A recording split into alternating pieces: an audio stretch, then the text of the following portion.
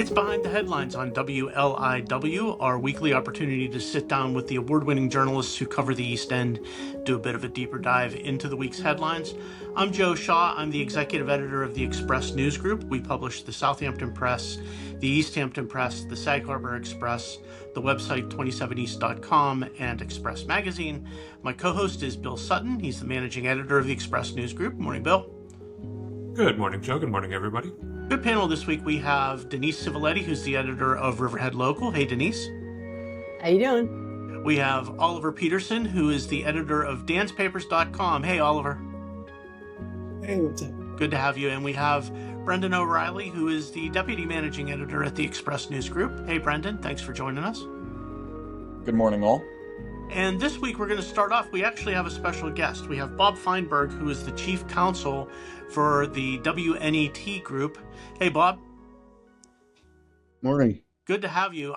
So we're going to start off with a bit of a conversation about public broadcasting and the funding that's at stake right now. Talk about what's going on in Washington. As I understand it, the Trump administration has made a request to Congress to cut about $1.1 billion in funding to the Corporation for Public Broadcasting.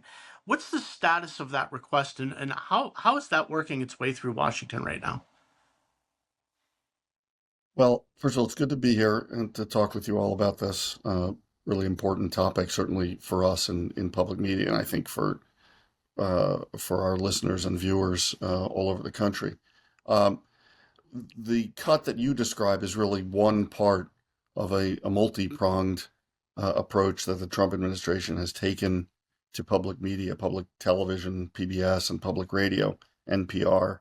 The administration has made its antipathy toward public media known really from day one, even before day one. In Project 2025, there are a number of sections that specifically address public media and plans for public media, and I know the president has disavowed any connection to Project 2025, but there's a lot of similarity. The first step that this administration took was, as we've seen in a number of instances, the issuance of an executive order to defund the Corporation for Public Broadcasting.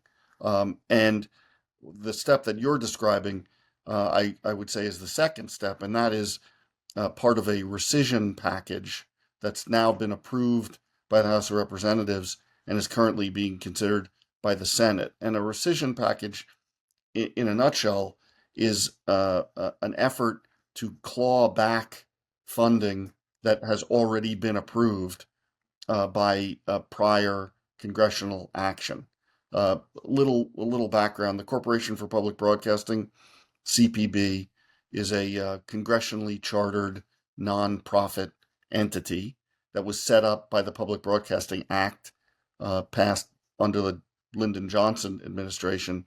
It's the entity that receives annual funding from Congress and in turn distributes that funding to NPR stations, PBS stations. It was an attempt, and I think a well-reasoned attempt, to separate elected officials on the one hand, those people providing the funding, from the stations that were receiving the funding. So it's a buffer. Another aspect of the Public Broadcasting Act that provided further protection for public media was what we call forward funding. So public media is funded 2 years in advance by each Congress. So the $1.1 billion figure that you reference is 2 years of funding, basically $550 million a year, that has already been approved by prior Congress for fiscal years 26 and 27. And that is the funding that the Trump administration is currently seeking to claw back, to take back. The third step, which is part of the what's being described as the big beautiful bill, is an effort to defund CPB going forward. So the executive order, the rescission, and then the budget going forward. Those are really the three legs of the stool, of the administration stool, to address funding for public broadcasting. The rescission package, per the rules of Congress, has to be acted upon by both houses within a 45-day period. The House, as I mentioned, has already approved it. The Senate is considering it. The Senate needs to act by July 18th. And if it doesn't approve the rescission, then the monies stay where they are. If it approves the rescission, the monies get clawed back. So the House has We, already. we, ex- we, and we, ex- we expect the Senate to go ahead and approve that, right? I mean, It's a little the, bit of, tea leaf reading, but I think many people agree with you, Bill. Yes. I was going to say the House has already approved that. Were there conversations with Nick Lalotta, who is the local representative? Um, we and our representatives have reached out to the New York congressional delegation, and this is an effort that's gone on around the country, really, with every or many NPR stations reaching out to their local electeds. Um, there has been outreach. I can't describe what's happened as any sort of substantive conversation. Can I ask what what how big of a percentage or how big of a hit are these cuts compared to say donations, things like Yeah, yeah, that's a good question, and it highlights the diversity and the variety among the stations. There are 300 plus PBS stations. There are, I think, roughly the same amount, maybe more NPR stations. They're all independent.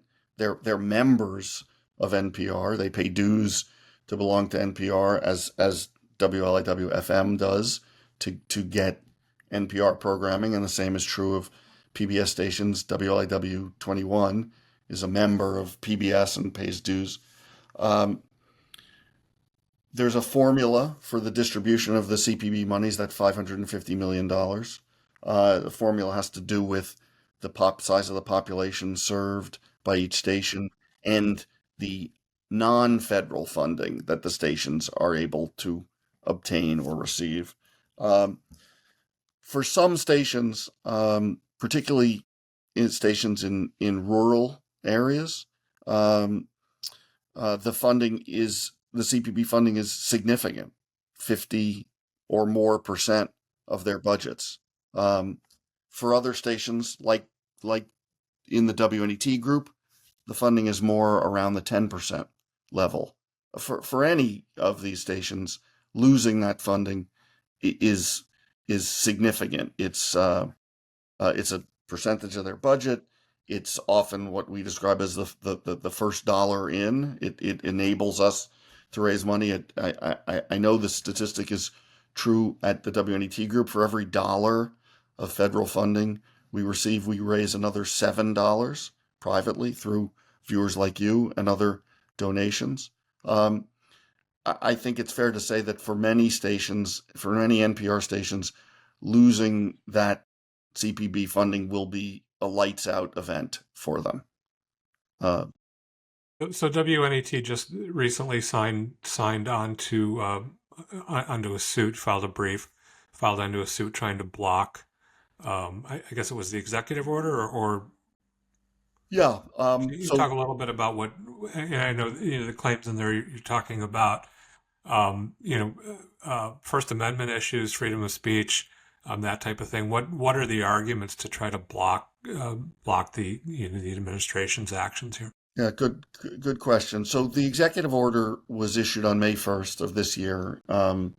It's titled "Ending Taxpayer Subsidization of Biased Media," and it really attempts to prevent CPB from providing the funding that I've described, and it also seeks to prevent the individual stations from using any CPB money that they receive, because they all receive CPB money, as we've described. It seeks to prevent the stations from using the CPB money to pay their dues to NPR or PBS. So, so both NPR and PBS brought suit against the administration over the executive order. Again, this is entirely separate and apart from what's going on in Congress. The WNET group is not a plaintiff in either of those suits, but we have joined what lawyers like to call amicus efforts, sort of friend of the court briefs that have been filed in both suits, NPR versus the Trump administration, PBS versus the Trump administration, joining with other PBS stations on the one hand and other NPR stations to amplify the arguments made by the plaintiffs in those suits. And as you described, Bill, certainly First Amendment arguments are front and center of those efforts. The briefs argue that this is a clear example of the federal government using its power, the power of the purse, which really belongs to Congress, to direct or punish speech with which the federal government disagrees. Hence the name of the executive order, subsidization of biased media. And that's exactly what the First Amendment is there to prevent. There are other arguments in the brief. There's a separation of powers argument. Again, the Public Broadcasting Act was a very well thought out scheme that has supported public media for more than 50 years. And I should just say parenthetically that, as I'm sure you all know, yesterday we lost Bill Moyers, who was not only a champion of public media, but was an aide to President Johnson when the Public Broadcasting Act was passed. But this is an act that has a statute that has provided for the public media system as we know it, CPB, the funding of CPB, and as I'm sure you all know, the $550 million figure, the annual funding that comes from CPB amounts to about $1.38 per person in this country. That's the money that is at issue in all of these actions that we're talking about. So there's a separation of powers argument as well in those briefs. But Bob, to get to the heart of it, why should, I think there's an argument out there that says the federal government shouldn't be funding a media source. Talk about why the federal government began to fund public media in the first place and why that's something that should be. I think there is a segment of the population out there that doesn't think tax money should be going towards public media. Talk about why that's a good idea. Well, the basis for the Public Broadcasting Act and the concept of the federal government funding public media really comes from a number of different sources. First, I'd say that the airwaves, radio and television, are a limited commodity, and most of those airwaves are occupied by commercial enterprises. Even news gathering enterprises are, for the most part, commercial enterprises. So I think there was a sense back then that there should be support for educational, emergency alerting, and news gathering enterprises that are not so focused solely on, selling breakfast cereal or what have you. I think if you look around the world and you look at other industrialized democracies, you'll see that virtually all of them, if not all of them, support public media to a far greater extent than the United States does. That $1.38 per person figure in the UK, I think it's something like $400 per person. And I think we're pretty comfortable comparing ourselves from a democratic standpoint with the UK. So it's a tradition. It's a bulwark against commercialization of news, and there's certainly debate now about about the bias of or lack of bias in public media, Yeah, and of course, that's a pretty strong statement for the president to make, to just flat out label public media biased. How do you respond to that? well, look, I'll give the president credit. He's been consistent and he's been outspoken on this topic. He has not made any effort to hide his light under a basket here. This has been his position. It's been the position, I think, of every Republican president, with the exception of Gerald Ford, since the Public Broadcasting Act was enacted. Certainly, as you all know, maybe remember, President Nixon was quite upfront about his efforts to defund what was then really a nascent Corporation for Public Broadcasting. So he's been very clear about it, and I suppose from his vantage point, if you can put yourselves in the shoes of the president, you might understand why he feels that way. But I think virtually every independent source that I've seen has lauded the fairness and the independence of public media. There are many reasons for this support, and the one that I didn't mention, Joe, that I should have, is that in many parts of this country, there is a decline in the number, a declination in the number of commercial media outlets. Right, we've seen newspapers, other sources of news disappear. We now talk frequently about the concept of news deserts, places in the country where there's an absence of news. Now, this panel here is evidence of the fact that eastern Suffolk County is not a news desert and is not suffering from that. But I still believe that even with this rich mix of local news, the NPR station and WIWFM is the only NPR station on Long Island, and the PBS station, WIW21, provide sources of information, educational news that are unique, and without which this community would be that much poorer. Are there intangibles or sort of things that aren't money that will be taken away by this lack of government support, like access or things like that? Like, is it, Well, yeah, that's a good question. And these funding efforts, to some of us, appear as though they are really the first steps in a more significant onslaught. What do I mean by that? We've seen discussion of stripping nonprofit 501c3 entities of their tax exempt status.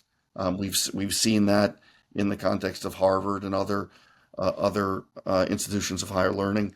All of these stations are 501c3 entities. If they lose that 501c3 status, that would impact non-governmental funding, right? The ability of foundations, individuals to contribute. Now, there are laws against the weaponization, if you will, of the IRS, but that remains to be seen.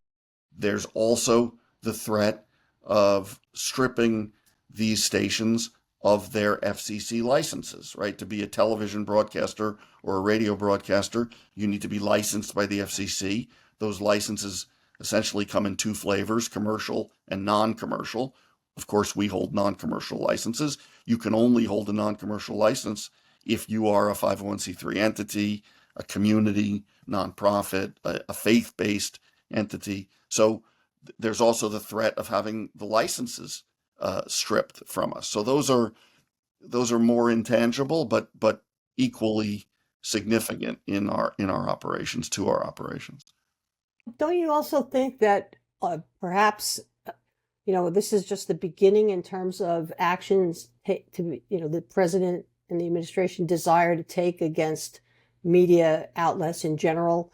I mean, the president is always talking about when he's offended by a question being asked or whatever, rescinding broadcast licenses. I mean, he said that multiple times about multiple entities, ABC, CBS, NBC, etc. And it seems like, Corporation for Public Broadcasting in some sense is sort of like low-hanging fruit, like because you have this federal funding, it's easier to attack you. And this, I think, would be a really seriously bad precedent if they take that to the next step in terms of your licenses and such, Yes, which so, I wouldn't doubt. I mean, Denise, I think you're exactly right. I think to some extent we are low hanging fruit. We really, depend on the kindness of strangers. We depend on this federal funding that again has been in place for more than half a decade. And yes, the president has sued commercial outlets, 60 Minutes, utilizing other levers to impact news gathering entities who have published things that he doesn't like. But yeah, I think this, it's all part of the same hymn book. Bob, how existential a threat is this? Is this? And I guess that's a two-part question. Is it an existential threat to the Corporation for Public Broadcasting, and is it an existential threat to PBS stations and NPR stations nationally? I would guess that the Corporation for Public Broadcasting may survive, but a lot of the stations may not. I think the answer, Joe, is yes and yes. I think this is an existential threat to CPB and to public broadcasting, radio, and television. This is not a matter of, well, you can raise more money from foundations, and it's really a sea change in the way that we think about what public media means to this country. And again, public media is about education. How many of us grew up watching our local PBS station, watching Sesame Street? If you go back to my childhood, Cyber Chase. If you go back to my kids' childhood, it is an existential threat to a very, I believe, many of us believe, a very important, significant, independent voice in our media landscape. Of course, the media landscape today looks very different than it did when President Johnson was in office. The internet and streaming have made significant, I can't even, incredible changes. But I will tell you that the idea of public broadcasting, that anyone in this country should be able to receive this content for free over the air without a paywall or a monthly Wi-Fi bill or a subscription fee, without any of those things. We are really one of the few, if not the only entity that is bridging that digital divide, right? The divide that we still face in many parts of this country, where access to the internet is not inexpensive, it's not easy, it's not affordable for many people, and we don't dare disenfranchise those people from free educational and news content, the kind of content that only the public broadcasting system and NPR provide. So what can, as the battle wages on in Washington, what can the listeners of WLIW and the viewers of the NET Group, what can we do to help fight this battle? Well, I think it's very important for our listeners and our viewers to express their interests and their desires to their elected officials. There's an online campaign called Protect My Public Media.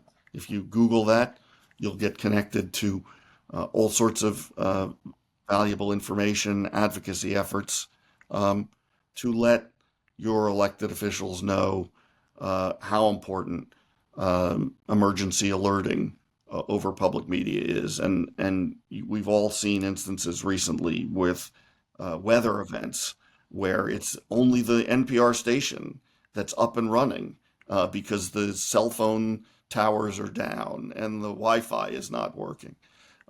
Many of us have children, grandchildren, who still depend on commercial-free programming from PBS Kids. Many of us have limited news sources. Again, not a problem here, thanks to you all, but limited news sources. And I think it's important if people feel connected to their public media, and it really is, as this program is a perfect example, it is local content, right? It is local media, and it's also national media, right? It's the NPR and the PBS NewsHour. It's Amanpour and Company. It's national programming, but it's local news programming. I think I would encourage people to make their preferences, make their desires known to their elected officials. Bob, I know that we as a community newspaper group, we deal at least once a week with some comment from somebody saying this shouldn't be behind a paywall, this should be free to read. Even people even tell us our events where we serve people lunch should be free, as if we just have unlimited money to, buy people meals.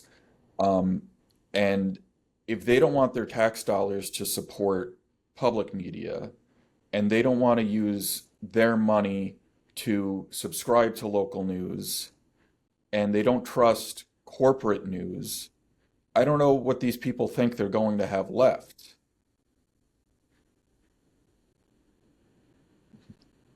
And an informed citizenry, right? I can't remember the rest. I can't remember the rest of the quote, but an informed citizenry. I mean, a lot of people are relying on social And I media. would say, while we have a lot of, I'm sorry, Joe. That's okay. Social media fills that gap for a lot of people, but I social was media, of just going to course. say, make the point that while we've, yeah, go ahead. You keep, I keep losing you. Sorry. I don't mean to step on Go you. ahead, Denise. I just wanted to say, while we are fortunate to have a whole variety of local news sources out here in the East End, every single one of them is stressed as a news organization. Budgets are stretched. Staffing is stretched. Staffing's been depleted across the board. People are doing all kinds of other things to try to fund their local reporting, which is expensive and labor intensive. I mean, we're like on a tightrope, I would say, just from, my interactions with all the other publishers around here, So it's a impending crisis, I think, for all of us and therefore for our communities, because all you have left then is rumors and, social media commentary and, things that are not reliable sources. And sooner or later, people, I think maybe it'll be too late, will come to understand that. Sorry, Joe. Bob, is there hope somewhere? Look, there's hope that the Senate will not pass the rescission package. There's hope that that those elected officials who have already expressed concerns about the big beautiful bill will galvanize support for that. And I have a great deal of faith in the public media system, with the people who've dedicated their lives to working as part of the public media system. But I think we are really at an inflection point. And I said that every Republican president has sought to defund CPB, not Gerald Ford, give him his due. But they've never succeeded. And I think we're closer to President Trump succeeding than we've ever been. So I think now is the time to make your voices heard if you value what public media brings. Bob, thank you for joining us today. Thank you for having me. I hope Appreciate to it. see you Thank all you. again. We'll talk a little bit about this topic. Bob, I think it's clear that this is a moment of real crisis for public media. And Denise, you had sort of touched on it. This is a moment of crisis for media in general in the United States. This is not an isolated problem. It's been a very long moment too. Talk about that a little bit. I mean, this fits into a larger context. Boy, there's so many like different factors that go into this whole catastrophe when it comes to news. I mean, it's something that's been ongoing for like the 20 years that I've been involved in local news since, the internet really took off, right? And a lot, I mean, let's face it, that, there was no longer a corner on the market when it comes to the dissemination of news. And information began to be available from all different sources, some of it reliable, some of it not. But regardless, there was a proliferation of, remember the information superhighway and how, everybody expected information to be free, and, in order to, and the traditional, news media, legacy news media, as people like to call it, has been struggling ever since and has been under assault from a variety of technology platforms. And I'm saying under assault because that's really what it feels like. I don't know, people who are not in this business might not see it that way, but, there have been concerted efforts to actually, kind of use what we produce at great, time, effort, and expense to generate revenue and advertising revenue by, selling ads on search results and things like that, or by now, using AI to scrape what we write and, refashion it so that people don't actually have to look at the articles we produce. They could just see an AI summary in Google search results or on Facebook, etc. And all of these things have just like chipped away at, our ability as news organizations to sustain our businesses. And so we've seen news companies close down across the country. I don't have the number right at the tip of my tongue, but the number of newspapers that have folded up in the last decade is breathtaking. I mean, it's, people are doing all kinds of things to just simply try to stay afloat and fund their journalism because it's not free. It just isn't. I mean, you kind of, in some ways, get what you pay for in this business. And I know I don't have a paywall up, but I only do that because I'm only able to do that because I work my tail off 7 days a week to produce something that, I consider to be reliable news for the community. I don't generate enough revenue to be able to fund a full newsroom. And I don't think I will ever be able to do that. So what becomes of local news in this environment? We've seen these various efforts at state and federal legislation to actually, ironically, in light of the conversation that we just had with Mr. Feinberg, but to try to get some kind of funding or tax credits for news organizations or their subscribers. That's met with kind of like mixed success in various places. It is truly a crisis. And you've got, at the same time, you've got various hedge funds purchasing newspaper chains and things like that, and just kind of like sucking the blood out of them and then, spitting them out. And it's a tough environment. And I know, as a publisher as well as an editor, I'm familiar with this on that level and familiar with, the struggles that all of your employers are going through to try to make ends meet. And you see people doing all kinds of things like, all different kinds of programming and events and, sponsored content and stuff like that, just to try to, keep the lights on and the doors open.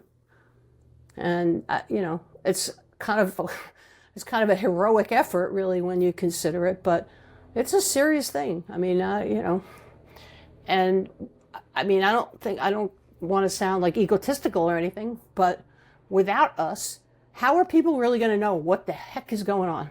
Well, that's kind of the How? point, though, right? I mean, it's with this latest effort, I looking at at the president's executive order when it came to corporation public broadcasting, it doesn't make the argument that that public shouldn't be supporting media.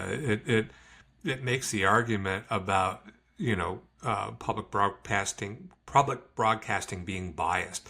So it's an effort to silence a side what he and his administration see as a side of an argument. So he's trying to silence that media that may be an opposing side to what he perceives as an opposing side to his view. It's not about it's not about the funding per se. It's about silencing, and that's I think that's the dangerous point here. But I think that in the context of how the industry in the last 2 decades, that's really what makes it especially serious at this point in time. Well, I don't it know.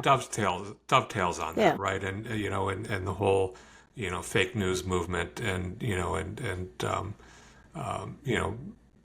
media on both sides of the aisle being more and more biased, to be honest, doesn't help that at all. People don't know where to turn, and there's less places to turn to, I think, is your point.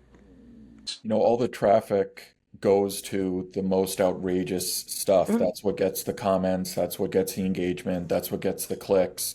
And that's why we see it's only these really partisan outlets that seem to be making any money right now, because people want to throw money behind organizations that they agree with politically, and they don't want to throw money at local community news organizations that do things down the middle. They want to spend their money advancing their causes. They don't want to spend their money, whether it be through subscriptions or their advertising spending, on straight down the middle news. Yeah, it's all very sort of Orwellian to call this effort to defund it stopping bias, right? And yeah, and stopping fake news it's opening the door for all that stuff. So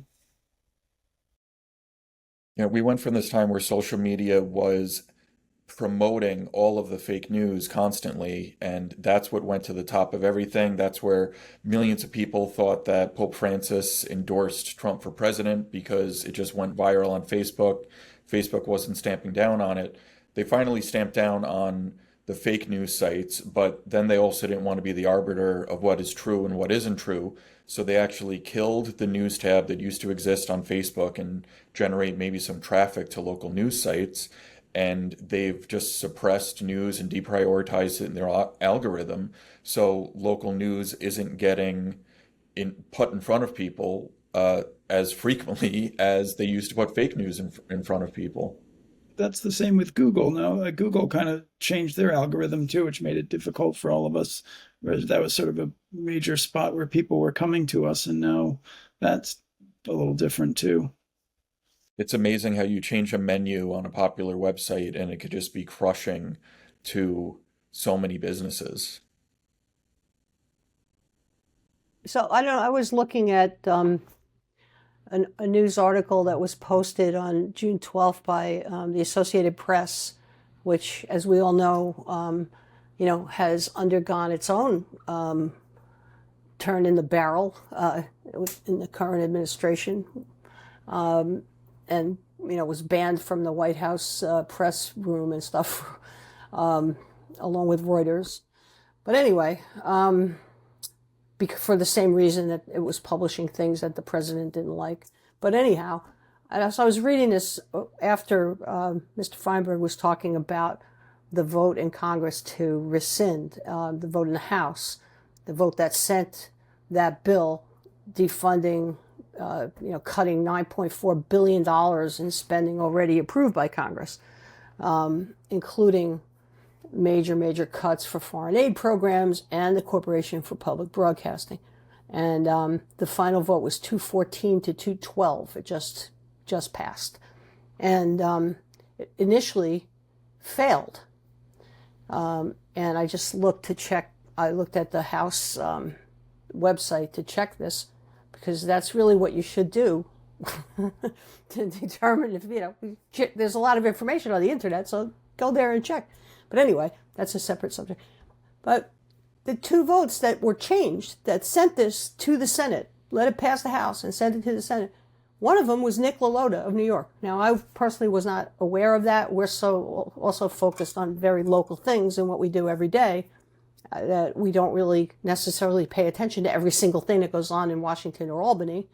But lo and behold, after he voted no, he and Don Bacon of Nebraska both changed their votes. It says here, LaLota had an extensive conversation with the House Speaker Johnson on the House floor. Johnson could be seen trying to win him over, this report says. Afterward, LaLota called it, quote, private discussions to make sure my constituents get what they need. And then he voted yes. So, I don't know. I mean, Well, I don't know. Is that a surprise? no, but I think it's important, whether we're surprised or not. I mean, there might be a lot of people listening to this that would be surprised by that. I don't know, but I think it's important. And so I just wanted to mention that, because it just, because of course, he didn't send us a press release announcing this. So I don't. Anyhow. Well, if you're listening to this show, then certainly you want to support public broadcasting, and I think we spoke earlier about ways to do that. Certainly, make your voice heard and reach out to your lawmakers. I think Joe's having some technical issues, but we can pivot a little bit here. We've got a few minutes left if we want to talk about some local issues. I know, Denise, before we came on, you were talking a little bit about what was going on Young's Avenue. Do you want to talk about that real quickly? Yeah, I mean, it's sort of a long story, but in any event, a preserved farmland was sold that was operated as a tree farm, was sold to a solid waste company from Oceanside. And that company began dumping like grass clippings and other yard waste and stuff for composting there after it got a use permit as a tree farm from the town. And Where is this? on Young's Avenue, What town? in Calverton, it's like it's west of the closed town landfill, but it's in like a beginning of like a real residential area. Like one end of Young's Avenue has this landfill, and then that Crown recycling facility that had a big fire earlier this month. But so they sold this. These people bought it, and they began dumping stuff, mulch and whatever for composting. And but they never started operating a tree farm. Town issued a stop work order. They got the use permit saying that they're going to have a tree farm. They had like some tree farmer that they named. It stunk really bad. The residents were really upset and complaining. And long story short, the town has revoked now this week. They revoked the use permit and issued a new stop work order. But they still dumped after that. They dumped more stuff, but I don't know. That was just the other day, so I don't know what's become of that since then. But so that's like the latest thing in that area to make that got residents quite upset, understandably. How close to that is that to the facility that had the fire a few weeks ago? I would say like quarter mile, maybe. It's pretty close. you know. But these folks have been complaining about this since before the fire, Right. because you know, some people are like, well, is it because of the fire? But So it's a hot area. yeah. All right. Well, we'll certainly keep an eye on your coverage, Riverhead Local. I know you've had a couple stories on it. I know, Oliver, you wanted to talk a little bit about, well, I guess two similar facilities in East Hampton, emergency rooms, both for animals and people, and the need for those because of traffic in the area. Yeah. So as we all know, anyone who spends time in East Hampton or anywhere out Bridgehampton, the traffic to get to go west is always horrendous, either direction really. But I just thought it was interesting that the Evelyn Alexander Wildlife Rescue has just opened on June 13th a triage center. So it's sort of like a east off 114 in East Hampton. That's kind of a midway, you know, so when these animals are found injured or wherever in Montauk or East Hampton or these places, there's now a place they don't have to get all the way to Hampton Bays, which is where their office normally is. And, you know, obviously at the same time, we've just had this East Hampton, Stony Brook's East Hampton emergency room open. And I think it's fabulous that they're sort of finally, I think it's a huge relief for a lot of people out in East Hampton that there's finally emergency medical care that's associated with a hospital that's right here, you know, right in Wainscott, you know. It's kind of a decade in the making, right? Yeah. That's a huge difference for the ambulances too. You have all these volunteer EMTs and you have volunteer ambulance drivers. You're now saving them probably at least 2 hours on any emergency call. Yeah. Or more round trip. I mean, it could be, you know, you've got a volunteer who's working during the day, has to leave their job, and they're missing 3 or 4 hours, you know, round trip, being stuck in traffic. And I mean, it's just an incredible difference, I think. Yeah, for sure. But yeah, so that's all. I mean, I thought it was you know, that's again our Evelyn Alexander Wildlife Rescue. She's a volunteer. Willow Dubrovin, she's a columnist for us. She wrote about this triage center, and thought it's a nice thing that they're doing. Getting, you know, especially this season, there's all bird fledglings everywhere and feeder birds everywhere that are getting hurt. So it's good. So people can just I mean, I guess the volunteers pick up the animals and then bring them there first, and then, you know, and then they can make their way to Evelyn Alexander after they've been assessed and treated.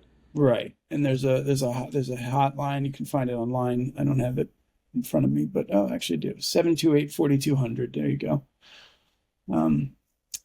So yeah, find an animal that's hurt, you can call them up, and you know, there's volunteers spread all over the island, or all over the East End anyway. So. Well, it's a great thing for, you know, for those animals.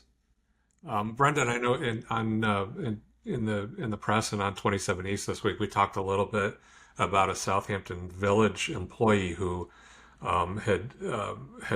was on a scheduled trip to Tel Aviv to visit friends, and got stuck there. He was expected to take a flight home, but because of the war, the conflict with Iran, couldn't get a flight out. Can you talk a little bit about that? This is a very interesting story, and it's ongoing because he is not home yet, unless that changed, you know, last night. But we've been keeping in touch with him. His name is Alex Wallach, and he is the village planner for the village of Southampton.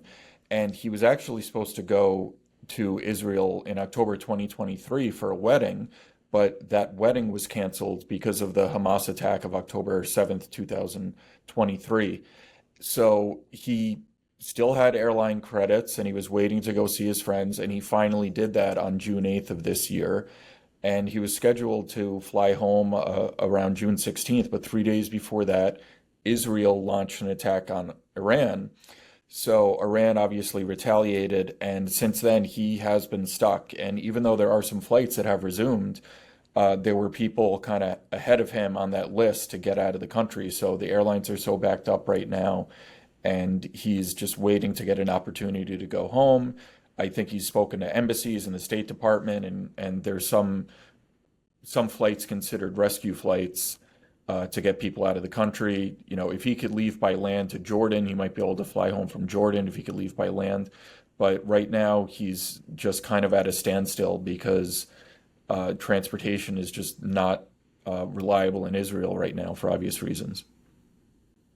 It has to be pretty scary. You know, from reading Kalen Riley's article, it didn't seem like he was in a lot of immediate danger, but there were certainly, there were people killed in Israel as well. You know, missiles coming in. I can't imagine just being, being stuck there in the middle of that. And he's sent us his photos that he's taken at sites that have been bombed. And it's really strange because you might have one side of the street that's just devastated, but the other side of the street where the missile didn't land or cause any damage, it's still functioning normally. And when you have a country that is kind of accustomed to conflict, you know, people don't all shelter in place for the rest of the month just because there was a missile attack. They still open cafes and they still go to work. Well, I mean, with the war with Gaza, and I'm sure that it's unfortunately probably become second nature to a lot of those people. We'll certainly keep an eye on that, and hopefully when he gets back, we can talk to him. We were talking about maybe having him on a podcast and just to talk about his experience. Got to be a little bit of a scary time. Yeah, and hopefully he gets back home soon and safe. Yeah. I know, Denise, you just real quick, we've got a couple minutes left. You did a nice business story this week. Olga's his new restaurant opening downtown. We've seen a lot of restaurants opening downtown Riverhead lately. Can you talk just real quickly about this new restaurant? Actually, it's in the spot previously occupied by Taco Bout It, like a Tex-Mex place. And I have not been there. Alec went there. I asked him, how did it smell? I want to go check it out. Maybe we'll go down there this afternoon. But it's a Guatemalan and American restaurant.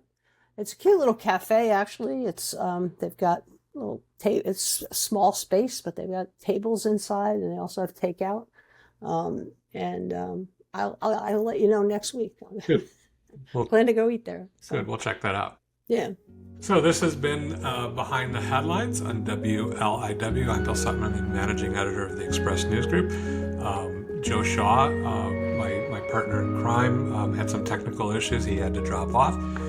Our panelists this week were Denise Civiletti from Riverhead Local, Brendan O'Reilly from right here on the Express News Group, and Oliver Peterson, managing editor of Dance Papers Online. Thank you guys so much for coming on this week.